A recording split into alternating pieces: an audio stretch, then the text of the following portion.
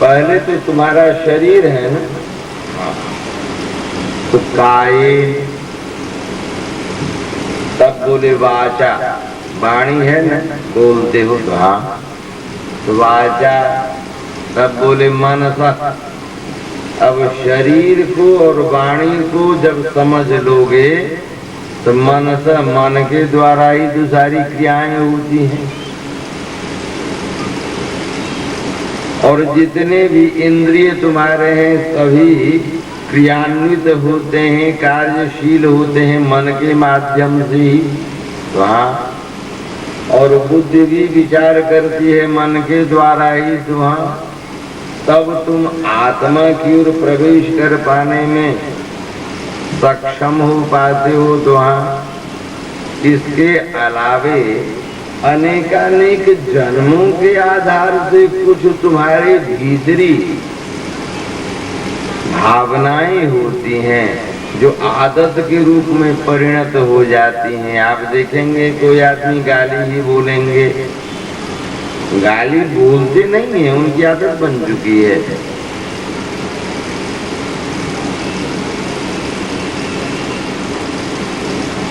तो उस स्वभाव के अनुसार जो भी काम करो, शरीर से, वाणी से, मन से, अपने अनेकानेक इंद्रियों से, बुद्धि से, आत्मा से, अथवा अनेकानेक जन्मों के स्वभाव वशात उन समस्त कर्मों को श्री गोविंद के कैसे कुछ जौ, तिल, अक्षत, गंगाजल आदि लेकर के बोले नहीं, मन से अब जड़ क्रिया हो जाएगी। उसमें भी तो मन का सन्निवेश होना आवश्यक है, भावनाओं का सन्निवेश होना। ये सारी क्रियाएं तुम्हारी हैं गोविंद।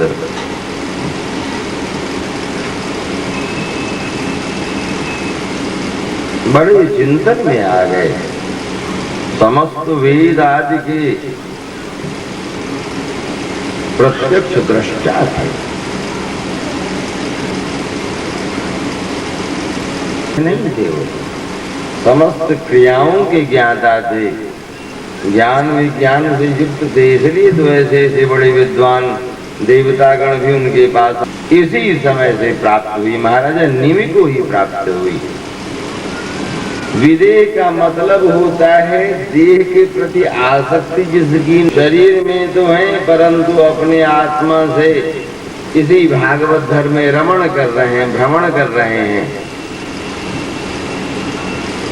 कि अपने मिथिलांचल के समस्त प्राणियों को श्रीमद् भागवत धर्म की सैद्धांतिक और क्रियात्मक साधना इन्होंने सिखलाया है। राजा मिथि ने किया, समय बच नहीं पाया महाराजा निमि को। बोले उस गुरु के चरणों में आत्म समर्पण कर दोगे, वही समर्पण स्याद ईशाद पीतस्य विपर्जयो स्मृति। सबसे पहले गुरुदेव के समीप पूर्ण ध्याति है। आत्म साधना न करने से ही तन माययातु बुध आवजेतम भक्त्यैक जैशम गुरुदेवतात्मा। गुरु और भागवती साधना करने वाले जो शिष्य हैं तो इन्हीं के संपूर्ण यज्ञों को विश्राम करके और नवयोगेश्वर आत्मक रूप से इन्होंने ग्रहण किया।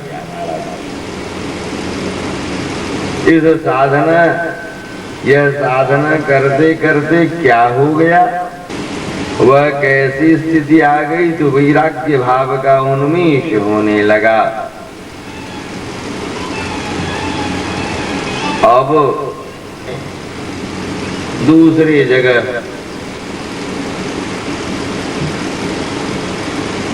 हट जाओ। योगेश्वर समझ गए थे कि कुछ दिनों के पश्चात ही इसे तो स्वयं शरीर छोड़ना ही होगा, यह चला जाएगा तो इसके संतान, इसके शरीर की मंथन क्रिया होगी, उससे बड़े उच्च कोटि के संत आएंगे। बोले कि देखो भैया, भटकने खमण चंद्रिकया निरस्ततापि हृदि कथम उपसीदताम पुनः सौ प्रभवती चंद्र इवोदितेर। श्याम सुंदर के संपूर्ण विग्रह को स्मरण करते हुए इस उपासना, भागवती उपासना पद्धति में पहले अपनी है, तब जिनसे दीक्षित होते हैं भागवती साधना में उनका ध्यान किया जाता है। जब ये दोनों ध्यान जुड़ जाए, उनका ध्यान प्रारंभ हो जाता है। बोले श्री गोविंद के रास लीला के अवसर पर करते हुए, थिरकते हुए चंचल गति से चरण के अंतर्गत जो नखावली हैं, नख हैं, उससे जो प्रकाश उत्पन्न होते हैं, उस प्रकाश का जब इन नेत्रों से दर्शन करता है तो जन्म जन्मांतर की जो ताप है किसी में वह रमण करने लगता है। यह नख मणि तत्व जो है वही रुक्मिणी है। इस प्रकार से भागवत धर्म की शुरुआत साधनाभ्यास क्रमशः करवाते हुए सिद्धि प्राप्ति होती है। यह मिथिलांचल में धर्म स्थापना करवाते हुए संविधान के अंतर्गत प्रारंभिक संविधान यही है। इसकी वार्ता हो गई। अब दोनों भाई की वार्ता है, उद्धव जी और श्री कृष्ण की वार्ता। इन्होंने यह कहा, एक ऐसे चरित्र, एक ऐसे ज्ञान की वार्ता होनी चाहिए जिससे कहीं भी किसी भी प्रकार की इच्छा के तुम में स्थित हो जाए। बोले उद्धव भैया, ये तो अपने परिवार की वार्ता है, यही अनुभव की वार्ता। अपने घर में माता पिता जब साधना करेंगे, उस साधना में अनुभव होंगे, उस अनुभवों को लिख डालेंगे, ये पाएंगे। महाराजा जदु के समय दत्तात्रेय उसके विषय में उल्लेख करते हुए दत्ता कि इस प्रकृति में हम आप जो रहते हैं, यह शिक्षालय है, यह संसार ही शिक्षालय है। लोग समझते हैं कि वैराग्य क्या बाहर से दिखलाने की वस्तु है या अंतःकरण की वस्तु है। वैराग्य कोई धोती है, बाल मुड़वा लेने से क्या वैराग्य हो जाएगा? वैराग्य के गोविंद में ही रखो। जब उसमें पूर्ण स्नेह हो जाएगा तो संसार के प्रति आकर्षण स्वतः ही कम। ऐसे पहले महाराज उद्धव जी क्या कह रहे थे कि वो तो परब्रह्म है, पुरुषोत्तम है। बोले भैया उद्धव, हम तो ग्वालिनिया गवाए 10-20, हम तो बस एक व्यक्ति है नंद बाबा का लाला, मथुरा चला गया है, यशोदा ही मेरा प्रीतम है, उसके प्रति हम सभी समर्पिता हैं। श्याम तन श्याम श्याम ही तो काम है, श्याम हिए श्याम तिए श्याम बिन ना ही जिए। अंधी की पाती लेके आए दौड़े, योग यहाँ कहाँ राखूं, रोम रोम श्याम है। द्वैत से अद्वैत और पुनः अद्वैत से द्वैत, इसी तत्व को लेकर के हमारे गौरांग देवी वाद कहते हैं।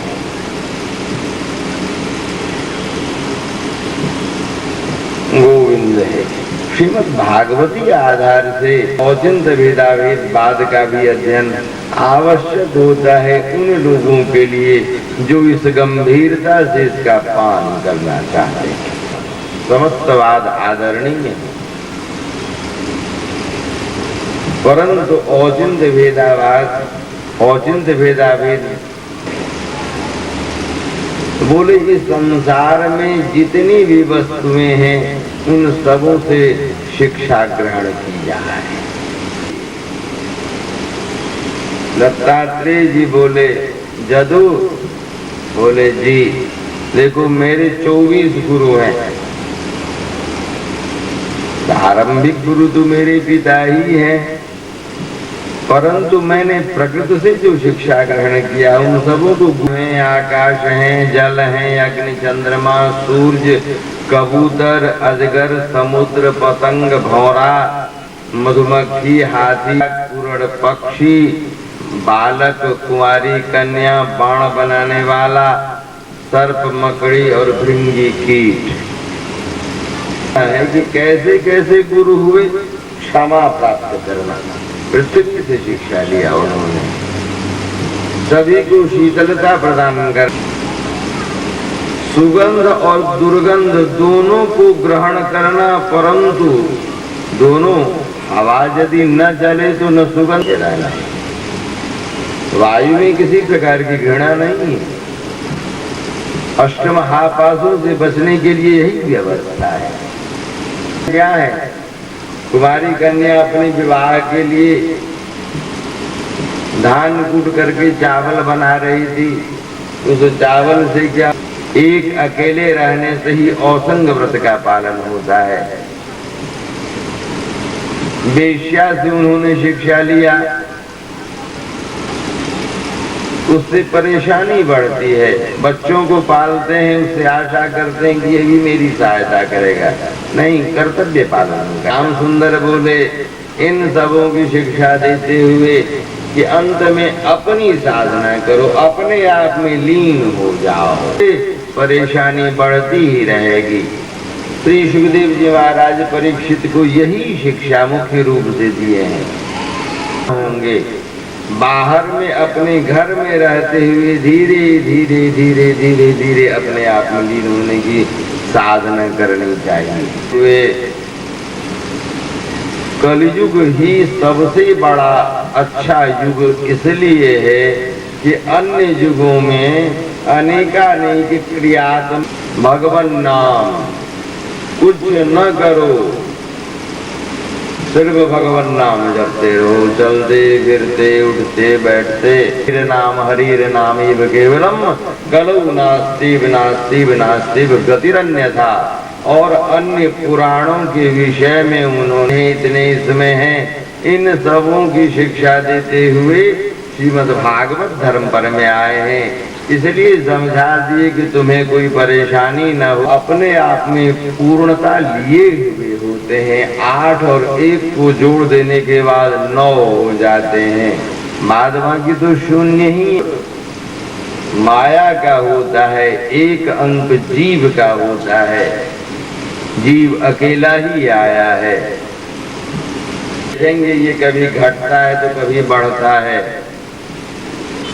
9 अंक को आप देखेंगे तो हमेशा जोड़ आप करेंगे, गुणा करते हुए जोड़ में 9 ही आएगा।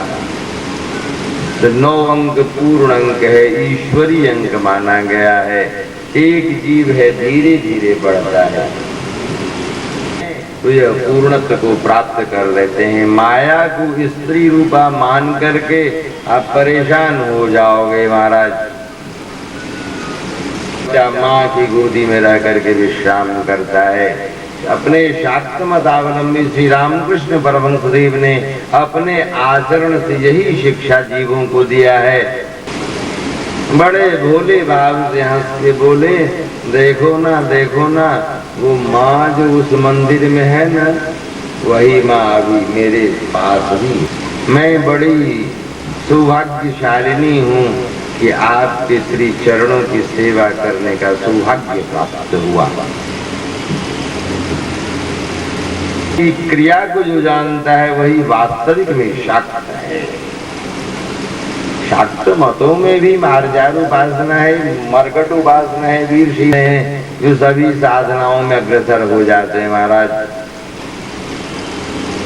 तो कलयुग का धर्म 12 स्कंध में वर्णन कर कि एकमात्र नाम तत्व का चिंतन करो और अपने में लीन हो जाओ। जब यह प्राण नाम में इतनी बड़ी शक्ति होती है कि सारे दोषों को दूर कर देंगे। जब तुम अपने में रमण करने लगोगे, सर्वात्मस्न करके भी यदि तुम्हें दंशित करेंगे तो इस देह को दंशित करेंगे ना, तुम्हें नहीं। इसकी सामर्थ्य है, मृत्यु की भी मग्न है। परीक्षित जी महाराज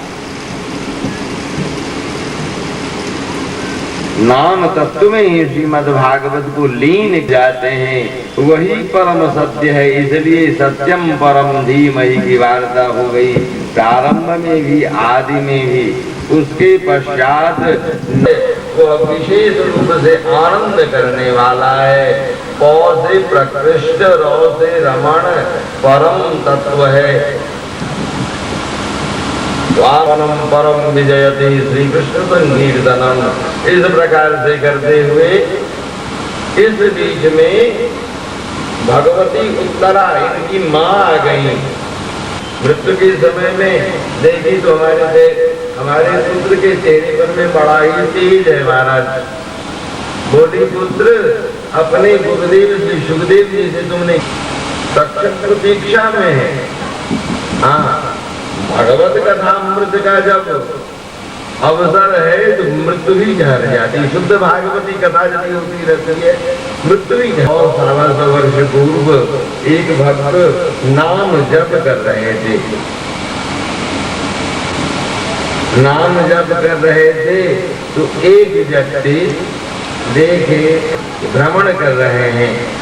उन्हें उत्सुकता हुई, बोले भैया तुम कौन हो? बोले मैं मृत्यु हूँ। क्यों आए हो? तो तुम्हें लेने को ले चलो। तो ये तुम्हारे हाथ में माला, ये तो मेरी आदत सी बन गई है। तो शौचालय में मैं जाता हूँ तो भी नहीं छोड़ पाता हूँ, इसे स्नान करने जाता हूँ तो मैं 1 घंटा ही किया जाता हूँ। और 1 घंटे में सांसारिक बाह्य आचार किया करते थे, 22 घंटा भजन। तो उसके बाद गुरुदेव की आज्ञा हुई, कुछ दिनों तक उस दिन मृत्यु ये चला गया। फिर गुरुदेव बोले कि समय बेटा तुम्हारा हो गया है, जा। पुनः भगवत पार्षद आए, ले गए। कहने का है कि शुद्ध भागवती कथा अमृत मश्नुते, अमृतम की प्राप्त। मरना और नहीं, जो नहीं मरे तो जीवात्मा तो अविनाशी तत्व है, ये मरेगा। और वर्तमान में जिस प्रकार की हम क्रिया करेंगे उस क्रिया को मुझे भोगना होगा। उसके लिए तो मुझे सभी कुछ को छोड़ करके एकमात्र सरल सहज साधन को स्वीकार करना पड़ेगा। अहम त्वाम सर्वपापेभ्यो मोक्षयिष्यामि मा शुचः, भागवत धर्म के प्रति ही निर्देशित कर रहे हैं श्याम सुंदर। तो भगवान बड़ी प्रसन्न होकर के आशीर्वाद दिए हैं। और इधर श्री गोविंद की लीला में परीक्षित जी ठीक उस समय इधर शरीर को छोड़ा है, उधर उस वाणी को सत्य करने के लिए इस जड़ शरीर पर वह तत्व रूप में सिद्ध हो गए हैं परीक्षित जी महाराज। श्री गुरुदेव द्वारा दीक्षा जो दी गई थी उस समय में, दीक्षा के समय में एक चिन्मय प्राप्ति होती है। उसमें स्थित होकर के शरीर को छोड़े हैं, तब तक स्पर्श किया है। किसकी हिम्मत है कि भागवत धर्म की प्राप्ति के पश्चात, इसलिए स्वयं नारद शंभु कुमार कपिलो मनो प्रहलादो जनको भीष्मो बलि वैयासकर वयम द्वादशैते विजानीमो अमृतमश्नुते। श्रीमद् भागवत के इन आचार्यों को प्रणाम करते हुए, स्मरण करते हुए, भागवत का विश्राम करते हुए यदि आपने श्रवण किया है तो अपने कल्याण का उपाय अवश्य सोचें। तो वह कल्याण का यही उपाय है कि प्रत कर्मों को श्री गोविंद के चरणों में अर्पण कर दें अपने मन के माध्यम से। और भगवान नाम जो कुछ भी आपने किया है, अच्छा किया है, बुरा कर्म फल, और भगवान नाम हरे कृष्ण कृष्ण कृष्ण हरे हरे, हरे राम राम राम हरे हरे, यह जपते हुए सुनाम में ही परिवर्तित हो जाएंगे। और जब प्रातः काल उठे तो उन भगवान नाम को प्रणाम करते हुए, गोविंद को प्रणाम करते हुए पृथ्वी को प्रणाम करो। इस प्रकार से अपने जीवन में सुधार लावे, यही भागवत श्रवण का फल होगा। प्रेमानंद हृदय गौर हरि हरि बोल। राधे राधे।